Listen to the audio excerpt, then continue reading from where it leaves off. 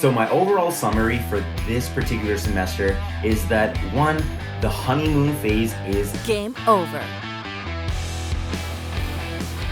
What's up, you guys? Welcome back to my channel. My name is Dominic and I am currently a second year student in Baylor's Doctor of Education with an emphasis in learning and organizational change. The purpose of these videos is I really want to just document my experience through their program trimester by trimester and share some tips and tricks that I've learned along the way that have helped make me successful within the program. I want to provide you information so that way you know what to expect, because ultimately, if you already know what to expect, it kind of reduces some of the fear and sets you up for success. Before I get going on this, I would greatly appreciate it if you go ahead and subscribe to the channel, give this video a thumbs up at the end. If you do find any of this information valuable, it will greatly help me out and ensure that I can continue to reach more people. It'll also show me that you value this information and I can continue making more videos for you. The 2 classes that you're going to be taking this semester are Qualitative Research and Design and Psychology of Learning. Now, with Qualitative Research and Design, it is just like it states. It's going to be focused on qualitative research. Now, for those that might not be familiar, qualitative research focuses more on the person-to-person interactions. It might be me as the researcher just kind of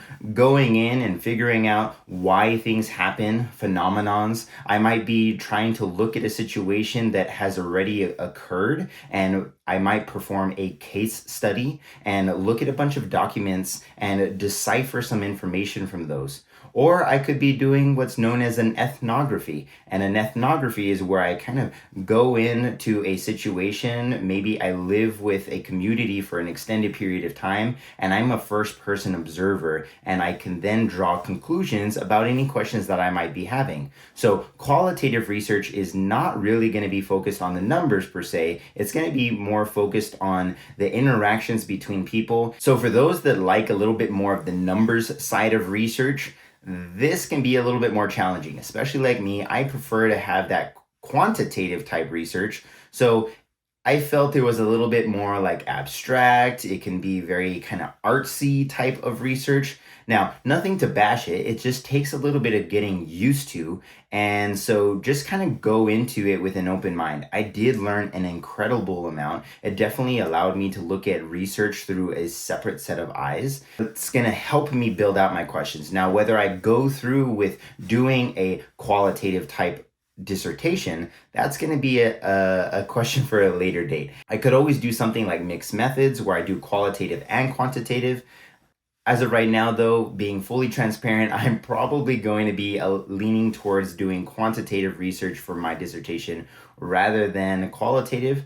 But overall, it's nothing to worry about. What I will say about this class is it is going to be a significant increase in your writing. You're going to be doing a lot of development in creating a research document that is qualitative in nature, so that way you can get that exposure through hands-on practice. So the nice thing is the faculty always gives you a significant amount of feedback, so that way as you're going through, you can learn what's maybe kind of causing you to trip up on things and then make those adjustments. They're pretty lenient in that regard. They know that you might not have some of that experience, so they really do a nice job of walking you through that process to ensure that you're going to succeed.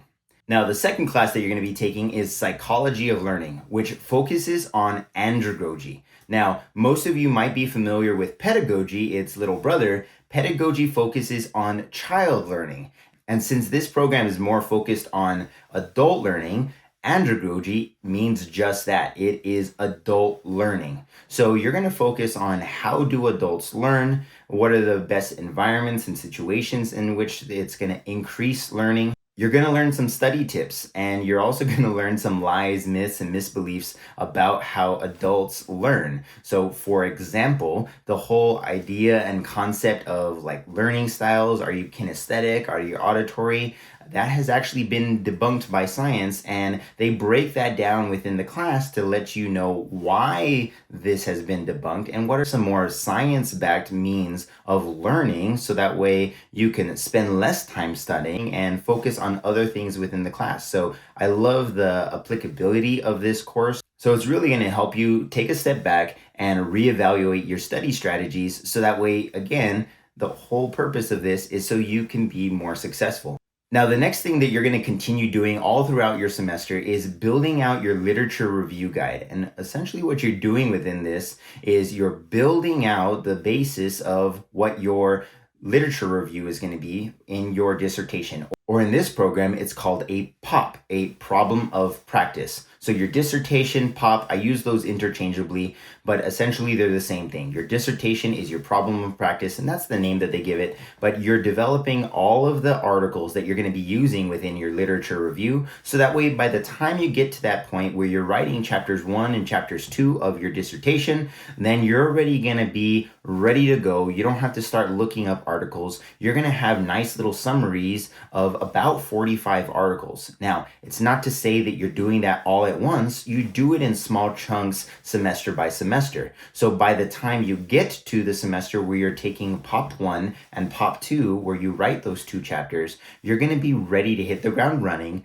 and ensure that you have a significant portion of that paper ready to go. So that way you're not struggling, you're not stressing out too much, which also tends to be the thing that trips up most doctoral students. A lot of people get through all their classes, but then they become classified ABD. And if you're not familiar what that is all but dissertation. They get so overwhelmed with all of this research that they're having to do, and people fall behind. They don't set deadlines for themselves. And with this program, it forces you to start getting some of that foundational work done early on, so that way you can be successful later. That's why they just have so many doctoral students graduating from their program. And it's because they take this unconventional strategy to their program, their doctoral program, to ensure that you're going to succeed and you don't become ABD and you graduate with all of your cohort at the end of those 3 years. So you will continue that lit review guide. I believe you do about 10 to 15 articles this particular semester. So not a lot. As long as you do ones per week, you essentially get that full amount. And the summaries in general aren't even that long. I do add a little additional information just to make sure that I set myself up for success. But the assignment as a whole is not something really to stress over unless you procrastinate, which I'll make another video on how to overcome procrastination, because I've definitely fallen prey on that. But if you stay consistent, you build up some practices early on in your first trimester, then it's really not going to be all that bad.